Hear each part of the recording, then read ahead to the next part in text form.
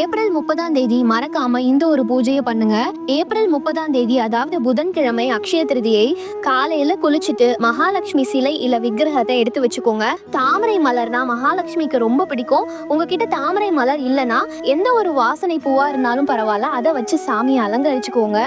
அவங்களுக்கு ரொம்ப பிடிச்ச மருதாணி இலை, வாசனை பொருட்களான பச்சை கற்பூரம், ஏலக்காய், ஜவ்வாது போன்ற பொருட்கள், கோமதி சக்கரம், சோழி, இது மாதிரி எந்த பொருள் உங்ககிட்ட இருக்கோ அதை சாமி பக்கத்துல சமர்ப்பணம் பண்ணிருங்க.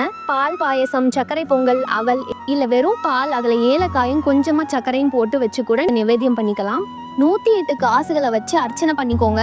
அக்ஷய திருதியை அன்னைக்கு இந்த ஒரு சிறப்பான லக்ஷ்மி பூஜையை பண்றதுனால நம்ம வாழ்க்கையில மேலும் மேலும் உயர்ந்துட்டே இருப்போம் அப்படின்றது ஒரு நம்பிக்கை. இதெல்லாம் பண்ணிட்டு மனசார அம்மா மகாலட்சுமி இந்த வருஷம் போல நான் எல்லா வருஷமும் இந்த பூஜையை சிறப்பா பண்ணணும் அப்படின்னு மனசார வேண்டிக்கோங்க. பூஜைக்கு இந்த அழகான லக்ஷ்மி விக்கிரகத்தை நீங்க வாங்கணும்னு நினைச்சீங்கன்னா அக்ஷய திருதியைன்னு கமெண்ட் பண்ணுங்க.